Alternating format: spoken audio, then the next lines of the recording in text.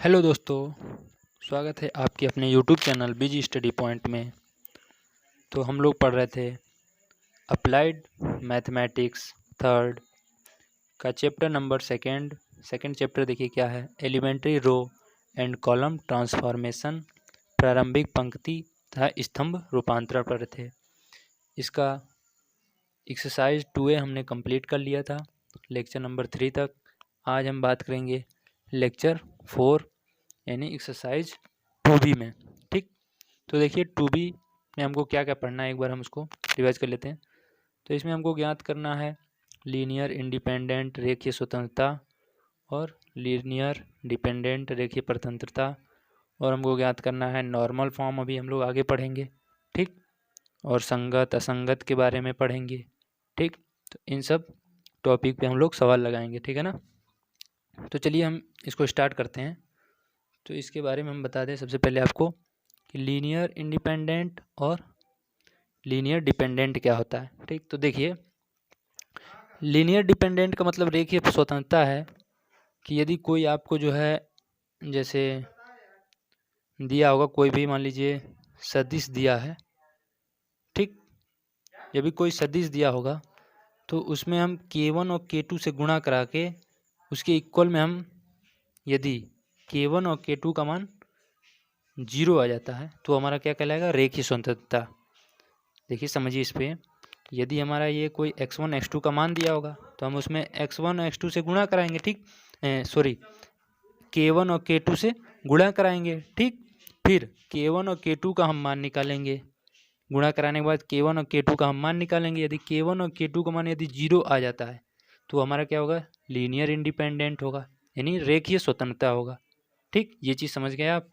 दूसरा वाला देखिए क्या है, लीनियर डिपेंडेंट यानी रेखीय परतंत्रता।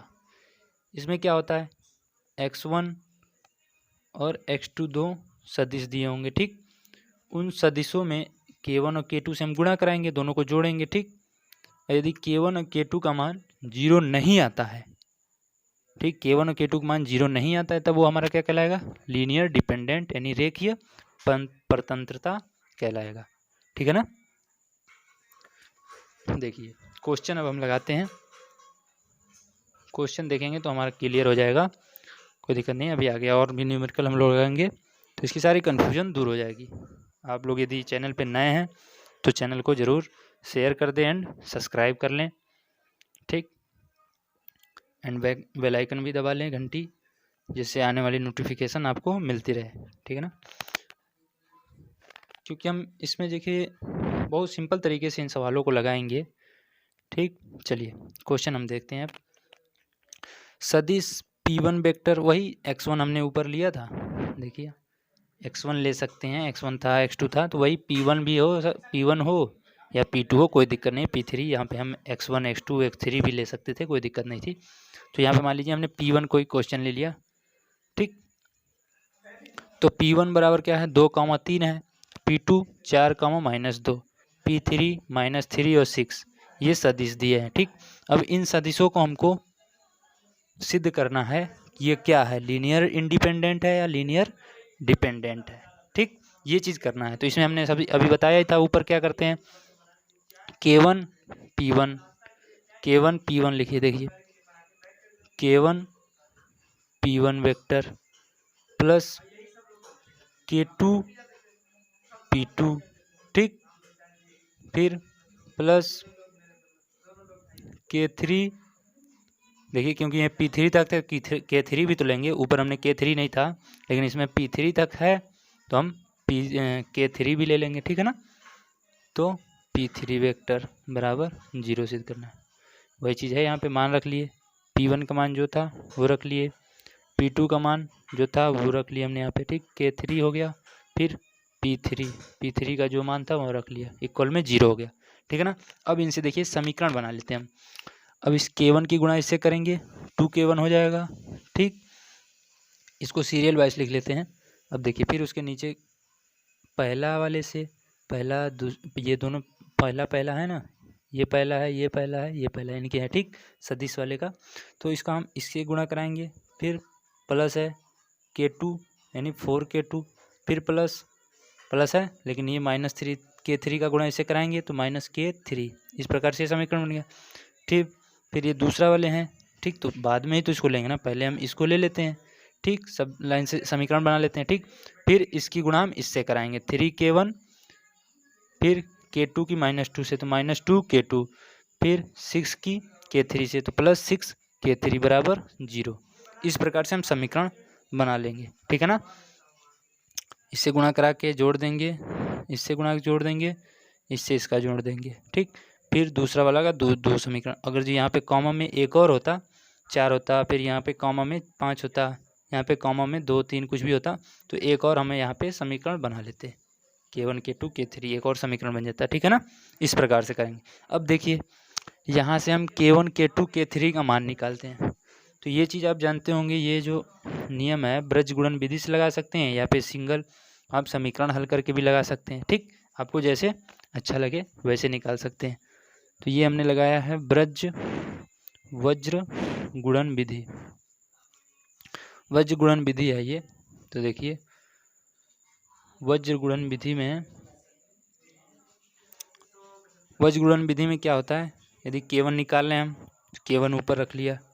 ठीक, K1 रख लिया तो ये K1 तो अब K1 से कोई मतलब ही नहीं है। ठीक, K1 वाला हम क्या करेंगे, ढक लेंगे। ठीक, K1 वाला हमने ढक लिया, तो अब हमारे बचे ये 2 बचे और ये 2 बचे। ठीक, इनका क्रॉस मल्टीप्लाई कर देते हैं हम, इनका क्रॉस मल्टीप्लाई कर देते हैं, तो 6 चौके 24 माइनस, फिर हमेशा यहाँ पे माइनस ही लगाते हैं। ठीक, माइनस लगाए हम तो 3 दूना 6, ये इनका माइनस माइनस प्लस हो जाएगा और 3 दूना 6 तो -6 हो गया। ठीक, फिर बराबर K2 निकालेंगे तो K2 के साथ हमेशा माइनस होता है, ये याद रखिएगा, प्लस माइनस K2 के साथ माइनस होता है। जब K2 हम लेंगे तो ये K2 दोनों बंद हो जाएंगे। ठीक, बचेंगे K1 और K3, तो इसकी गुणा हम इससे कराएंगे तो 6 दूनी 12। ठीक, और हमेशा माइनस लेते हैं हम तो माइनस लेंगे हम। ठीक, और 3 3 9, लेकिन ये माइनस था तो माइनस माइनस प्लस हो जाएगा, 3 3 9 12 + 9। ठीक, फिर बराबर K3 लेंगे तो K3 हो गया ये। ठीक, तो ये बंद कर लेंगे हम तो बचेगा ये। ठीक, तो 2 दूनी 4 यानी माइनस का है तो माइनस का 4 आ गया। ठीक, फिर माइनस लगाएंगे 4 तिहाई 12, 4 तिहाई 12, जो लेंगे उसको हम ढक लेंगे, बाकी और अन्य 2 से गुणा कर देंगे, उनमें क्रॉस मल्टीप्लाई करें। K2 लिए तो K1 और K3 में क्रॉस मल्टीप्लाई कर दिए।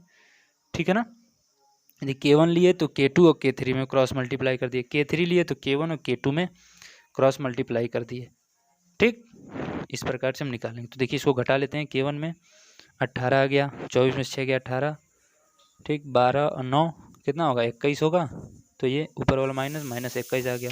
फिर K3, तो K3 हमारा कितना आ गया, 12 4 16 -16। तो इसका देख लीजिए, यदि K1 बराबर हम 18 लिख सकते हैं, K2 बराबर -21, K3 बराबर -16। तो यानी ये 0 के बराबर, K1 K2 और K3 के मान 0 के बराबर नहीं है। तो ये क्या हो जाएगा हमारा, दूसरा वाला क्या था, लीनियर डिपेंडेंट, यानी लीनियर डिपेंडेंट, रेखीय परतंत्रता। ठीक, ये चीज़ आपको समझ में आ गया होगा। ठीक है ना, तो 0 के बराबर नहीं आया तो ये रेखीय परतंत्रता, यही 0 आ गया होता तो क्या हो जाता, लीनियर इंडिपेंडेंट हो जाता, यानी रेखीय स्वतंत्रता हो जाता। ठीक, चलिए अगला क्वेश्चन देखते हैं। ये सारे क्वेश्चन तो बहुत आसान है, अभी हम लोग आगे देखेंगे। ठीक, पूरे चैप्टर के ही क्वेश्चन सरल सरल क्वेश्चन है। चलिए अगला देखिए क्या दिया है, एक वेक्टर दिया है P1 3, 1, -4, P2 दिया है 2, 2, -3। तो सिद्ध करो कि सदिश परिमेय पर परस्पर स्वतंत्र है। इस पर हमको सिद्ध करना है कि ये स्वतंत्र ही है। ठीक है ना, लीनियर इंडिपेंडेंट। तो देखिए हम सबसे पहले बताए थे K1 P1 vector plus K2 P2 vector equal को 0 रख दिए। P1 का मान जो है वो रख लिए, ये P1 का ही तो मान है, फिर ये P2 का मान वो रख लिए। ठीक, तो क्रॉस मल्टीप्लाई करेंगे 3K1, ठीक, 2K2, फिर इसकी गुणा इससे कराएंगे तो K, ठीक, फिर इसके K2 2K2, ठीक, फिर एक और समीकरण बनेगा। ये जितने रहेंगे उतने समीकरण हम बढ़ाते जाएंगे। ठीक है ना, देखिए फिर इसकी गुणा हम इससे कराएंगे तो -4K1, ठीक, फिर इसकी गुणा हम इससे कराएंगे तो -3K2 इज इक्वल टू 0 के, यानी 3 समीकरण हमको मिल गए। ठीक, अब इनमें से हम एक एक समीकरण देख के हल कर लेते हैं। देखिए पहला और दूसरा समीकरण लेते हैं, यानी पहला और दूसरा समीकरण हमने ले लिया। देखिए फर्स्ट एंड सेकेंड से पहला समीकरण हमारा क्या था, 3k1 + 2k2 = 0। फिर दूसरा क्या था, k1 + 2k2 = 0। इसको हम हल करेंगे, यहाँ प्लस प्लस हैं तो माइनस नीचे लेंगे, हल करेंगे तो ये कट जाएगा, माइनस करेंगे तो ये दोनों प्लस माइनस है तो कट के 0 आ जाएगा। ठीक, ये माइनस तो यानी 3 में से 1 गया, -2 k1 = 0, यानी k1 बराबर हमको क्या मिल जाएगा, यहाँ से 0। ये चीज़ तो आप हल करना जानते ही होंगे, ठीक है ना। तो k1 बराबर हमको क्या मिल गया, 0। अभी k1 का मान उठा के हम किसी भी समीकरण में, देखिए ऊपर वाले किसी भी समीकरण में रख दीजिए, इसी में रख दीजिए, ठीक, या फिर फर्स्ट में रख दीजिए, किसी में रख दीजिए, तो हमको k2 का मान क्या मिल जाएगा, k2 का मान भी 0 ही तो मिलेगा, क्योंकि यहाँ 0 रखेंगे आप, ठीक, तो +2 k2, फिर ये 2 इधर आएगा तो k2 बराबर 0 ही हो जाएगा। ठीक, k3 भी निकालेंगे, ठीक, k3 तो है नहीं, k2 तक ही तो था। ठीक, तो अतः यह रेखीय स्वतंत्र है, यानी k1 और k2 का मान हमको क्या मिल गया, देखिए k1 0, k2 0, तो ये क्या हो गया, लीनियर इंडिपेंडेंट हो गया, रेखीय स्वतंत्र हो गया। ठीक है ना। चलिए अगला क्वेश्चन देखते हैं हम लोग। अगला क्वेश्चन है नॉर्मल फॉर्म, ठीक, यानी सामान्य रूप में चेंज करना है। तो देखिए इसमें हम क्या करते हैं, इसके बारे में पहले मैं बता दूं आपको, या फिर अभी न्यूमेरिकल लगाएंगे फिर भी पता लग जाएगा। इसमें सामान्य यानी नॉर्मल रूप में क्या होता है, बाकी सब हमें एलिमेंट 0 करना है, ठीक, इसको और इसको एक इकाई यूनिट में बदलना है, ठीक है ना। इसको चाहे इसको मतलब एक इस रूप में, मतलब सब बाकी सारे यहाँ पे 0 0, बाकी सारे एलिमेंट 0 हो जाएं, यहाँ पे मतलब जो भी अवयव है वो इकाई के रूप में आ जाए, ठीक, इस रूप में आ जाए, ये चीज़ मतलब इसमें यही करते हैं, ठीक है ना। चलिए अब लगाते हैं, तो अभी आपको आगे सवाल देखेंगे तो आपको पता चल जाएगा क्या करते हैं इसमें। ठीक, तो देखिए ये हमारा अवयव दिया है 0 1 3 1 1 0 1 1, -3 1 0 -2 -1 1 2 0। तो इसमें देखिए हमको यहाँ पे 1 और यहाँ पे 1 इस मतलब यूनिट मैट्रिक्स के रूप में बनाना है एक कॉर्नर से, ठीक है ना। तो बाकी तब तो हमको 0 करना है, ठीक, तो बाकी सब 0 करने के लिए बस स्टार्ट हो जाइए, बाकी सब हमको पता ही है 0 करना है, तो अब 0 करने के लिए हमें जो भी कुछ करना पड़े वो हम करेंगे, ठीक है ना। तो चलिए अब यहाँ पे तो 1 होना चाहिए, तो इंटरचेंज कर दें हम इसको इस पूरा कॉलम को हम यहाँ कर दें, या फिर रो को इसको ऊपर कर दें, इस रो को ऊपर कर दीजिए और इसको नीचे कर दीजिए। तो देखिए हमने रो को ही नीचे कर दिया, ठीक। अब कॉलम भी कर सकते हैं, कोई दिक्कत नहीं है। तो R1 को R2 की जगह और R2 को R1 की जगह पे लिख दिए, ठीक, ये चीज़ हो गया, इंटरचेंज हमने कर लिया, ठीक। अब देखिए ये हमको फिर ये मिल गया, ठीक। अब हमको बाकी सब जगह 0 करना है, तो हम सबसे पहले R3 से चलते हैं। तो R3 में देखिए इसमें हम 3 से गुणा करा के इसमें घटा दें तो यहाँ 0 हो जाएगा, इसमें 3 से गुणा करा दें, ठीक, R1 में 3 से गुणा करा दें, R3 से घटा दें, देखिए क्या लिखा है, R3 = R3 - 3R1, यानी इसमें 3 से गुणा करा के इसमें से इसको हम घटा दें, 3 से इसमें गुणा कराएंगे तभी तो 0 होगा ना, ठीक, तो इसमें घटा देंगे तो 0 हो जाएगा ये, ठीक, ये देखिए यहाँ पे 0 हो गया, ठीक है ना,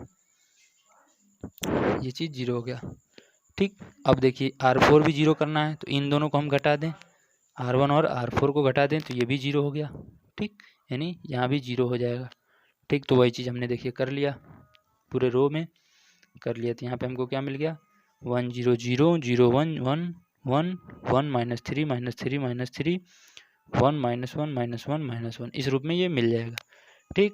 फिर अब बाकी 0 करना है, तो बाकी 0 करना है, देखिए R3 यानी अभी तो इसमें भी और हैं, तो इनको हम एक सीरियल से करते चलते हैं, ठीक। तो इन दोनों को हम घटा दें, इन दोनों को घटा दें, देखिए घटाएंगे ये 0 हो जाएगा, घटाएंगे एक माइनस है तो एक प्लस का हो जाएगा, घटाएंगे माइनस है तो एक प्लस का हो जाएगा, यानी प्लस माइनस 0 हो जाएगा, ठीक। R3 की जगह पे एक 0 हो जाएगा, ठीक। और फिर इसमें से हम इसको भी घटा दें तब भी यहाँ पे हमको 0 मिल जाएगा, दोनों देखिए सेम है बिल्कुल, घटा दें, बिल्कुल सिंपल सा है, बस 0 हो जाएगा, ठीक, बहुत आसान हो गया यहाँ पे। तो हमको वही चीज़ देखिए हमने यहाँ पे लिख दिया है, R3 - R2 R4 - R3, यानी जब हम उसको घटा देंगे तो देखिए 1 0 0 0 0 1 0 0 1 माइनस 3 0 0 1 माइनस 1 0 0 इस रूप में मिल गया। ठीक, लेकिन अभी भी हमारे ये चारों संख्याएं हैं, तो इनको जीरो करना है। तो देखिए इसमें से 3 से गुणा करके जोड़ दें या फिर इनमें पहले घटा दें, बाद में इसमें हम कर लेंगे। ठीक, तो देखिए कॉलम में अब चलते हैं। देखिए बिल्कुल वही चीज़ है। अब यहाँ पे हम आ जाते हैं C3 में। क्या करेंगे हम, C3 माइनस C1 कर दें।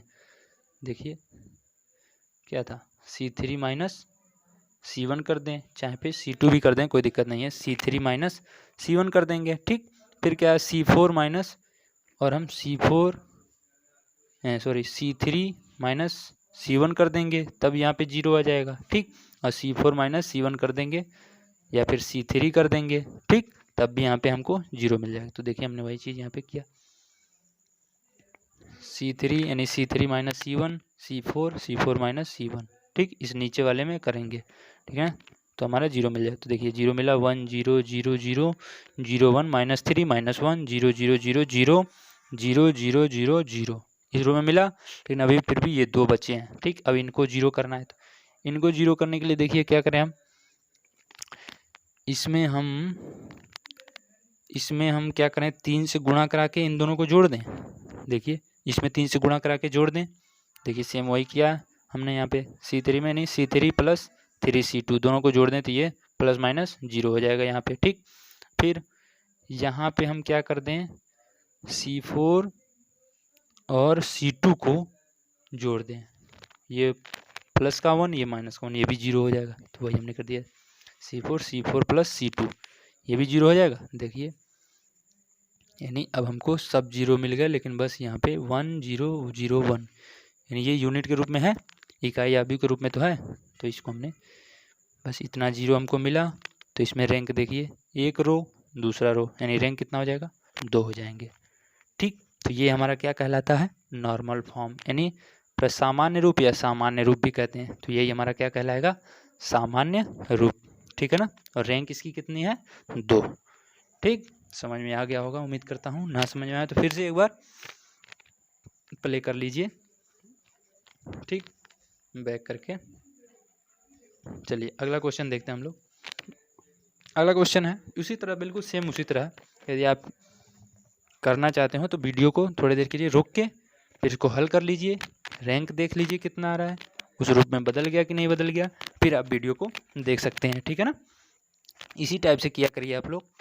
जब एक क्वेश्चन हमने बता दिया उस टाइप के, तो एक क्वेश्चन खुद से भी लगाया करिए आप लोग। खुद से लगाएंगे तो आपको और फ़ायदा होगा। ठीक है ना, चलिए इसको देखते हैं। 1 0 0 1 1 1 1 1 3 माइनस 2 1 2 0 माइनस 3 2 3 3 माइनस 3 3, इस टाइप का अवयव है। इसको हमको क्या करना है, बाकी सारे एलिमेंट 0 करने हैं। यहाँ पे हमको एक यूनिट चाहिए। ठीक है ना, तो यूनिट के रूप में चाहिए। तो देखिए वेरी सिंपल है, इसमें थोड़ा आप भी दिमाग लगा लीजिए। R2 और R3 को जोड़ देंगे तो क्या होगा, 2 आ जाएगा। लेकिन हम इसको क्या कर दें, 1 में से 1 घटा दें, तो सिंपल सा है, यहाँ पे 0 आ जाएगा। ठीक, फिर R3 माइनस R2, इसमें से इसको घटा दे, फिर यहाँ 0 मिल जाएगा। इसको भी हम घटाएंगे, ऐसा नहीं है कि इसको नहीं घटाएंगे, सब करेंगे। लेकिन हमको मेन यहाँ पे हम घट रहा है तो यहीं पे 0 आ रहा है, तो इसलिए हम यहाँ पे बता रहे हैं।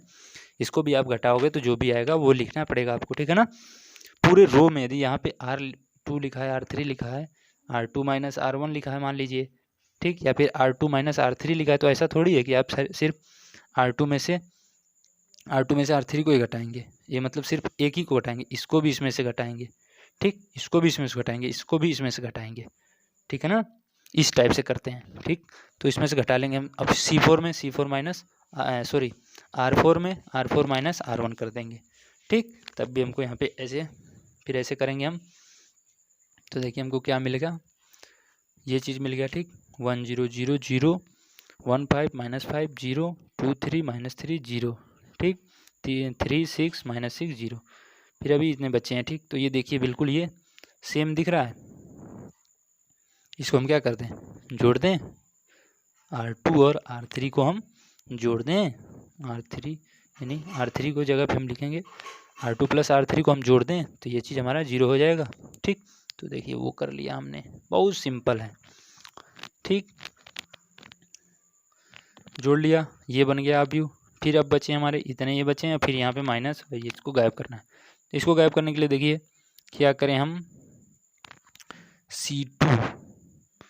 C2 की जगह पे हम C2 में नहीं कि इसमें हम क्या करें 2 से गुणा करके, ठीक, और इसको घटा दें, इसमें 2 से गुणा करें और C3 घटा दें, तो यहाँ पे क्या मिल जाएगा, 0 हो जाएगा। 2 कम 2, 2 में से 2 गया 0, ठीक।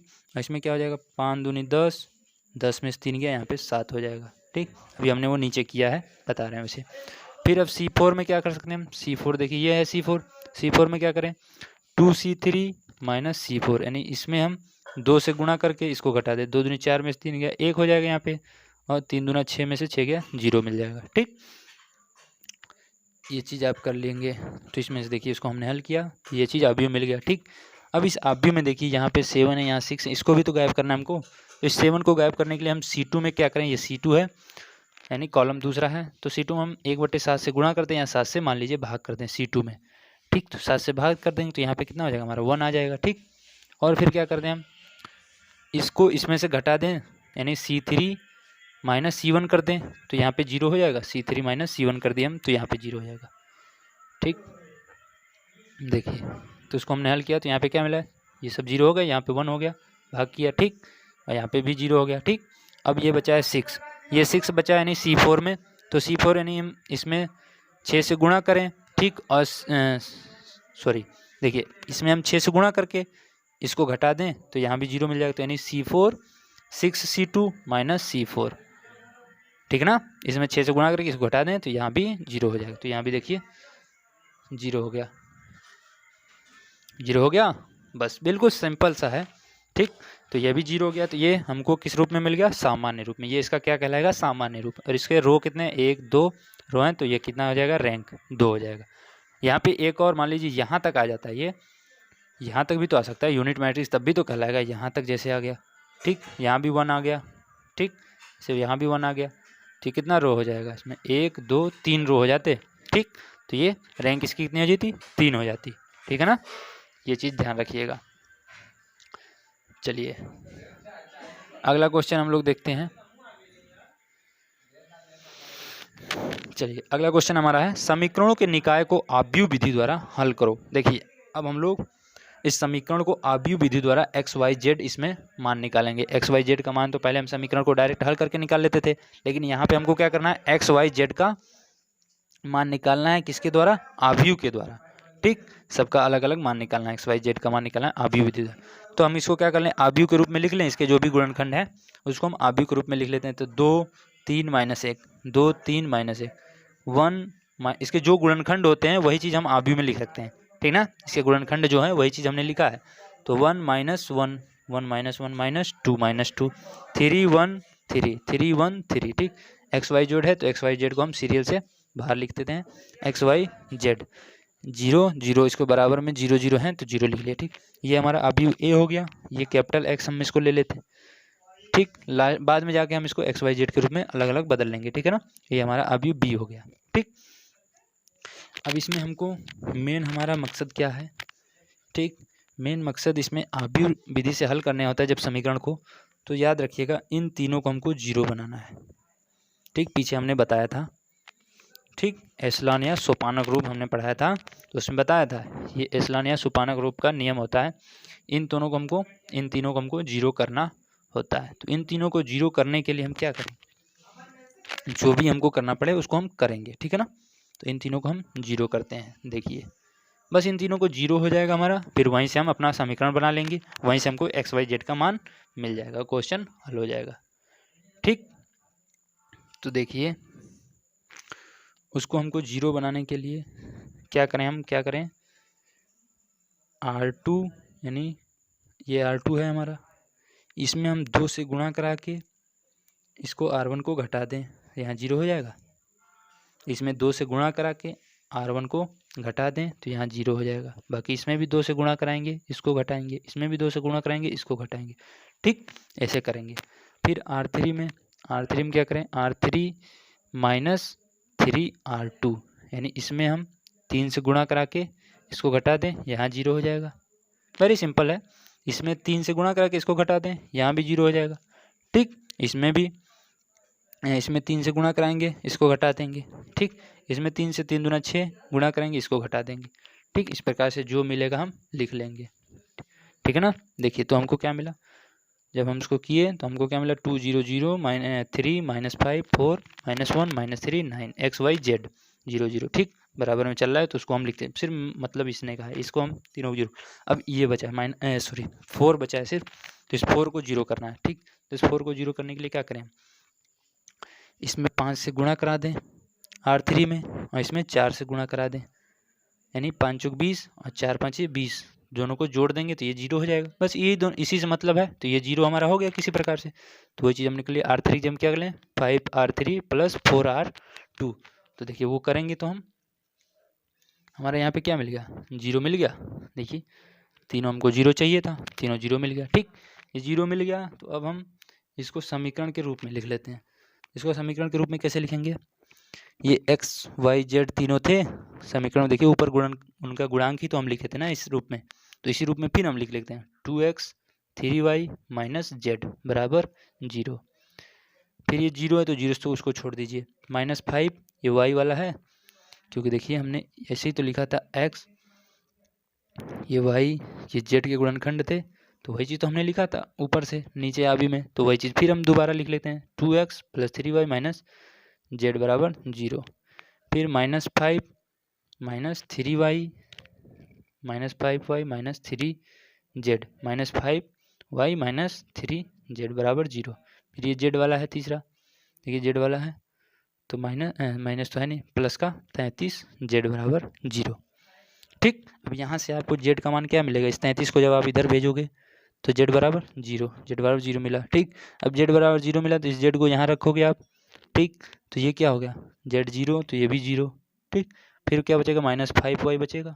देखिए यहाँ 0 रख लिया तो y बराबर यहाँ से भी क्या मिलेगा 0। फिर x z और y 0 है तो z y यहाँ पे 0 रखोगे आप। देखिए जेड वाई का मान 0 रखे तो हमको क्या मिलेगा, x बराबर भी 0 ही मिलेगा, यानी x y z बराबर क्या मिल गया 0। इस प्रकार से ये क्वेश्चन सॉल्व हो गया। ठीक है ना, आप ये विधि से हमने इस क्वेश्चन को हल कर लिया। ठीक, चलिए अगला क्वेश्चन देखिए, हमारा बिल्कुल सेम है, इसी तरह है। ये है question x + y + z = 6, x - y + 2z बराबर 5, 3x + y + z बराबर 8। ठीक है ना, देख लीजिए आप लोग इसको खुद ही आप लगा सकते हैं, ऐसा कुछ नहीं, हमने बता ही दिया इन तीनों को 0 करना है। ठीक, तो इनको 0 कर लीजिएगा और जो मान आएगा आप कमेंट करके बताइएगा। ठीक, देखिए x y z का मान आएगा 1 2 3। ठीक, इस प्रकार से हल कर लीजिएगा, एक बार कोशिश ज़रूर करिएगा आप लोग, क्योंकि सरल है इसलिए मैं बता नहीं रहा हूँ। अगला हम लोग टॉपिक बात करते हैं। देखिए ये इम्पोर्टेंट थोड़ा है, इसमें से क्वेश्चन आ जाते हैं ज़रूर, संगत और असंगत पता करने के लिए। ठीक है ना, तो संगत और असंगत कैसे निकालते हैं, देखिए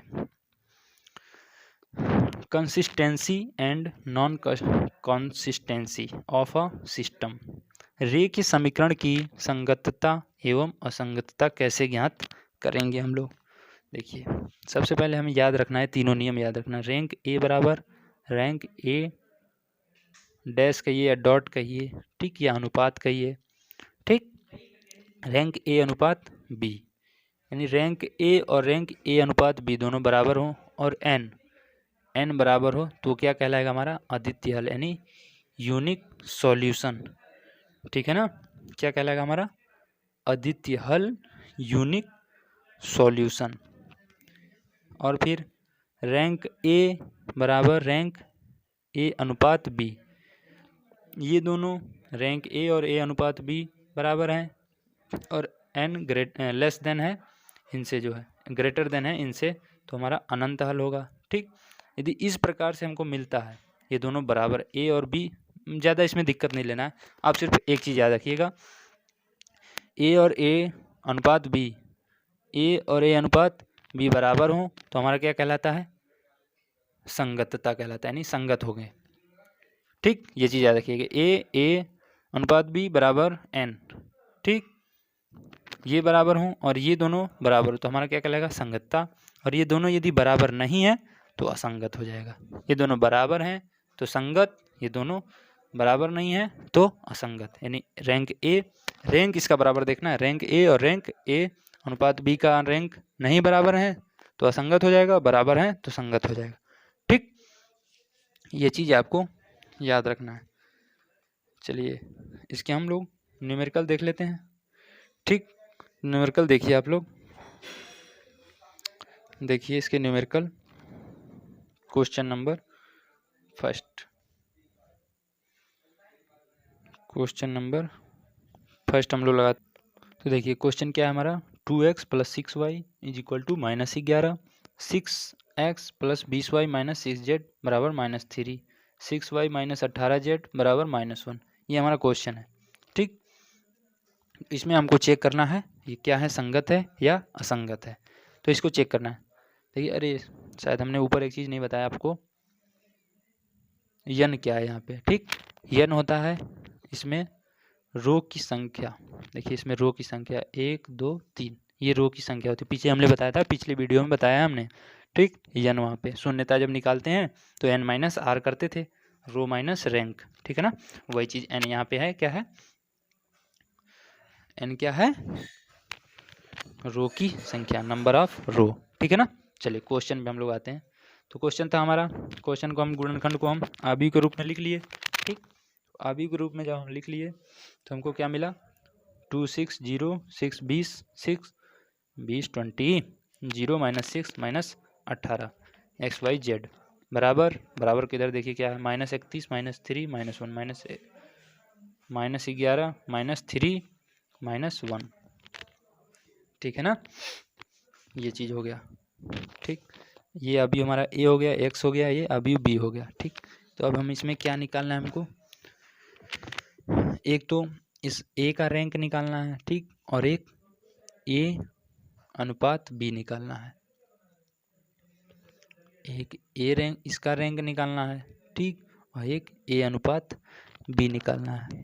ठीक है ना, तो इसको निकालने के लिए हम क्या करेंगे, इसमें सिंपल सा है, तो इन तीनों को हमको जीरो बनाना है।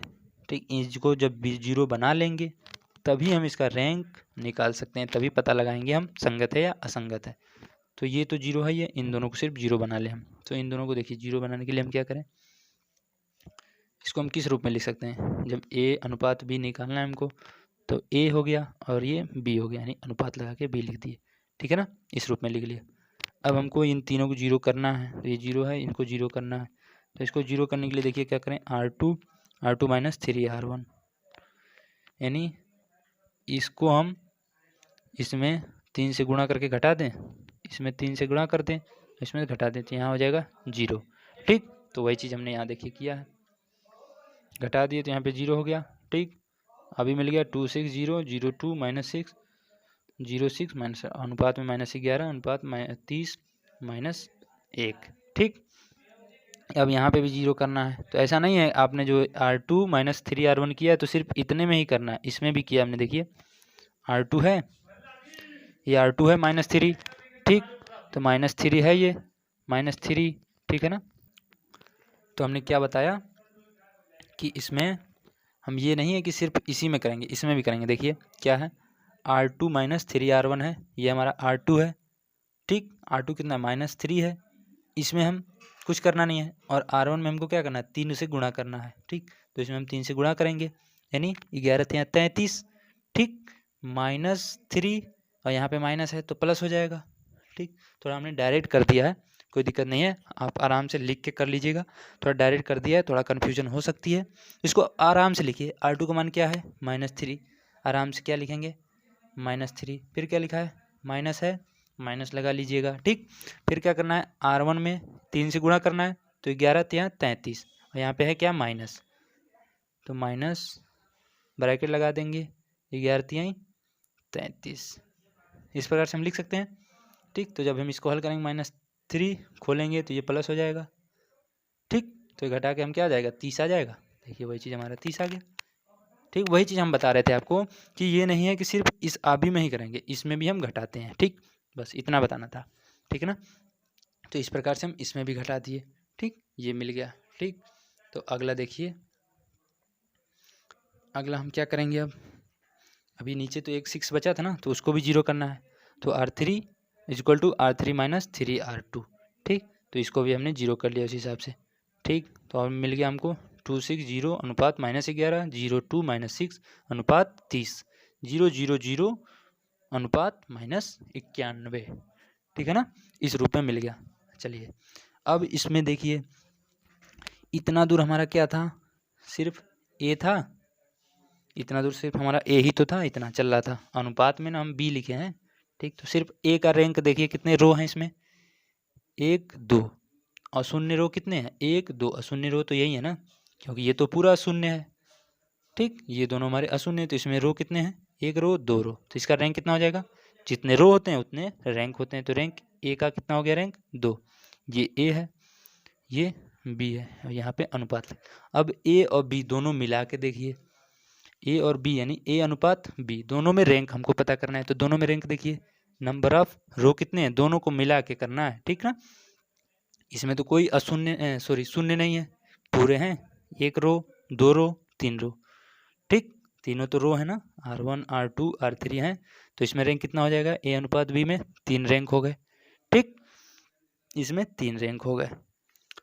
अब देखिए रैंक ए और रैंक ए अनुपात बी बराबर हैं क्या, बराबर नहीं है, बराबर नहीं है ना। तो ये हमारा क्या हो जाएगा, कोई हल नहीं है, ठीक। और अतः यह समीकरण असंगत है। हमने तो पीछे बताया ही था, यदि रैंक ए और रैंक ए अनुपात बी बराबर नहीं होंगे तो वो हमारा क्या हो जाएगा, असंगत हो जाएगा। यदि यही दोनों बराबर आ गए होते तो हमारा क्या हो जाता, वो संगत हो जाता, ठीक है ना। ये चीज़ आपको समझ में आ गई होगी। यदि समझ में आ गया हो तो एक बार लाइक ज़रूर कर दीजिएगा, शेयर कर दो दोस्तों, ठीक। और चैनल को ज़रूर सब्सक्राइब कर लेना। चलिए अगला क्वेश्चन इसी प्रकार का है। अगला क्वेश्चन देखिए हमारा क्या है, 2x + 3y + 4z = 4, x + 5y + 7z = 15, 3x + 11y + 13z = 29। इस प्रकार से है। तो हम इसके गुणनखंड जो है इसको अभी के रूप में ये लिख लिए, एक्स वाई जेड ये लिख लिए, बराबर में जो है 4 15 29 बी के रूप में लिख लिए, ठीक। ए अनुपात बी निकालेंगे हम इसका, तो जो ए है वो लिख लिए, अनुपात लगा के हम पी वाला लिख देंगे, ठीक। अब इन तीनों को हमको 0 बनाना है। देखिए वो नीचे ही रह गया था, इन तीनों को हमको 0 बनाना है, ठीक। इन तीनों को 0 बनाना हम चालू कर देते हैं अब। तो इन तीनों को 0 बनाने के लिए हम R2 माइनस R1 यानी इसमें 2 से गुणा करके इसमें घटा दें, यहाँ 0 हो जाएगा। R3 इसमें 3 से गुणा करके इसमें घटा दें, यहाँ 0 हो जाएगा, ठीक। 2 को हम पहले 0 कर लेते हैं। देखिए इन दोनों को हमने 0 कर लिया, देखिए ये 2 हमने 0 कर लिया, ठीक। अब बचा हमारा ये 4। तो इस 4 को 0 करने के लिए हम क्या करें, 4 को 0 करने के लिए हम क्या करें, यानी 2C2, इसमें से हम 2 से गुणा कर दें, 4 दूनी 8, और इसमें से ये घटा दें C3, तो यहाँ 0 हो जाएगा। बहुत सिंपल सा है, ठीक है ना। तो इसको घटा दिए, यहाँ पे 0 मिल गया ना। तो अब देखिए ए का रैंक देखिए, अशून्य रो कितने हैं, 1 2 3, खाली ए की अभी बात कर रहे हैं, इतना ए होता है, ठीक। और ये तो बी होता है, यहाँ तक ए अनुपात बी होता है पूरा, और यहाँ पे ए होता है सिर्फ। तो ए का रैंक देखिए, अशून्य रो कितने हैं, 1 रो 2 3 रो, ठीक। तो इसमें कितने हो गए, रैंक 3 हो गया, ठीक है ना। इसमें रैंक 3 हो गए। अब ए अनुपात बी दोनों के देखिए कितने अशून्य है, 1 रो 2 रो 3 रो, इसमें भी 3 है। तो ए अनुपात बी में रैंक कितना हो जाएगा, 3 हो जाएगा। यदि ये पूरा 0 आ गया होता, मान लीजिए यहाँ 0 आया होता, ठीक, यहाँ 0 आ गया होता तो ये फिर गायब हो जाता, क्योंकि एक शून्य हो जाता, तो बचते तो सिर्फ 2 ही अशून्य, क्योंकि इसमें शून्य पूरा तो नहीं है ना, कोई संख्या तो है ना, ठीक। जो संख्या है तो ये हमारे रो तो कहलाएगा ही, तो 1 2 कहलाता है, लेकिन इसमें यहाँ भी संख्या है, तो ये 3 रो हो गए। तो 3 रो हैं तो रैंक कितना हो जाएगा, 3, जितने रो उतने रैंक, ठीक। अब इसमें देखिए ए अनुपात बी में भी रैंक पूरे हैं। अब इसमें पूरा लेते हैं, यहाँ तक, यहाँ से यहाँ तक पूरा, तो पूरे में संख्या तो है ही है, ठीक। तो अशून्य रो इसमें कितने हैं, 3 है, तो रैंक कितनी हो जाएगी, 3 हो जाएगी। यानी देखिए अब इसमें निकालते हैं, रैंक ए 3 है, तो रैंक ए हमारा 3 लिख लिया हम, रैंक ए अनुपात बी 3 लिख लिए। फिर बराबर में एन होता था, तो एन क्या होता था, एन क्या होता था, नंबर ऑफ रो। क्वेश्चन आप देखिए, अब क्वेश्चन में हमारा नंबर ऑफ रो था 3, ठीक, उसमें नंबर ऑफ भी रो था 3। यहाँ देख लीजिए नंबर ऑफ रो 3 थे, 1 2 3 थे ना 3, ये हो जाएगा नंबर ऑफ रो 3 हो गया, ठीक। तो हमको ये क्या मिल गया, संगत। अतः यह समीकरण संगत है, यानी तीनों बराबर मिल गया, रैंक ए अनुपात बी, ठीक, और रो नंबर ऑफ रो तीनों बराबर मिल गए, तो ये हमारा क्या हो जाएगा, संगत हो जाएगा, ठीक है ना। चलिए अगला क्वेश्चन देखते हैं हम लोग। अगला क्वेश्चन नंबर 9 है, ये लास्ट है क्वेश्चन, ये लास्ट क्वेश्चन है। देखिए x + y + z = 6, x + 2y + 3z = 10, x + 2y + λz = mu, ठीक है ना। ये है, तो लैम्डा तथा म्यू के किन मानों के लिए समीकरण के निकायों का कोई हल नहीं होगा, अद्वितीय हल होगा, अनंत हल होगा, ये चीज़ हमको ज्ञात करना है। तो समीकरण हमारा जो था ये था, तो इसके गुणनखंड को हम आभी के रूप में लिखिए, बराबर में जो है वो चीज़ लिख लेते हैं, तो वो चीज़ हमने लिख ली। अब इन तीनों को जीरो करना है, इन तीनों को जीरो करने के लिए देखिए R2 - R1 R3 - R2 कर दिए, तो ये तीनों जीरो हो गए, ठीक। अब हमारे पास कंडीशन क्या क्या है, कंडीशन क्या है हमारे पास, कोई हल नहीं है। तो कोई हल नहीं के लिए क्या होता है, कोई हल नहीं है, उसके लिए हमने पीछे क्या पढ़ा था, कोई हल नहीं होगा तो यानी बराबर में नहीं आएगा उसका जो है मान, ठीक, रैंक उसके बराबर नहीं होंगे। तो वही चीज़ हम यहाँ पे देख लेते हैं, यहाँ से क्या मिलेगा, λ - 3 = 0 रख के देखते हैं क्या आता है, ठीक, और μ - 10 बराबर नॉट इक्वल टू 0 रख के देखते हैं क्या। ये कंडीशन होता है, कुछ कंडीशनें होती हैं, आपको याद ही करना पड़ता है, ठीक। ऐसा नहीं है कि ये क्यों होता है, काहे होता है, ठीक, कैसे हो गया, ये कंडीशनें हैं, ये कंडीशन है, इसको याद ही करना पड़ेगा आपको। तो यहाँ पे λ = 3 मिल गया, यहाँ पे μ नॉट = 0 हो गया, ठीक, μ नॉट = 0 मिला, ठीक। अद्वितीय हल के लिए क्या कंडीशन है, देखिए λ - 3 इज नॉट इक्वल टू 0, यानी λ इज नॉट इक्वल टू 3, ठीक, μ - 10 = 0, यानी μ = 10 मिला यहाँ से, ठीक। और अनंत हल के लिए λ - 3 = 0, यानी λ = 3 मिल गया, और यहाँ पे μ - 10 = 10, सॉरी यहाँ पे 0 होगा, ठीक। तो यानी μ बराबर क्या मिल जाएगा हमको, 10 मिल जाएगा, ये इसकी कंडीशन है। तो हमको क्या मिल गया, मान मिल गए, लेमडा का मान हमको क्या मिल गया 3, और म्यू का मान क्या मिल गया 10, ठीक। तो दोनों मान हमको मिल गए। ऊपर क्वेश्चन में कह रहा था लेमडा तथा म्यू के किन मानों के लिए समीकरण निकायों का ये हल होगा, ठीक, ये चीज़ ज्ञात करना था, तो ये हमको मिल गया, ठीक है ना। चलिए अब इस वीडियो को हम लोग यहीं समाप्त करते हैं। यदि वीडियो अच्छा लगा हो तो लाइक शेयर एंड कमेंट ज़रूर करें, ठीक, और दोस्तों के पास अपने ज़रूर शेयर कर दें, ताकि वो भी लोग इस क्वेश्चन को हल कर सकें और एग्ज़ाम में अच्छे से अच्छा नंबर ला सकें। चलिए ठीक है, इस वीडियो को हम लोग यहीं समाप्त करते हैं, फिर मिलेंगे हम लोग अगली वीडियो में। अगली वीडियो में थोड़ा बता दूं मैं क्या पढ़ेंगे। अगली वीडियो हम लोग पढ़ा जाएगा आइगन मान निकालना और आइगन सदिश और कैरे हैमिल्टन, ठीक है ना, इन सब के बारे में हम लोग बात किया जाएगा। चलिए इस वीडियो को यहीं समाप्त कर देते हैं हम लोग। Thank you.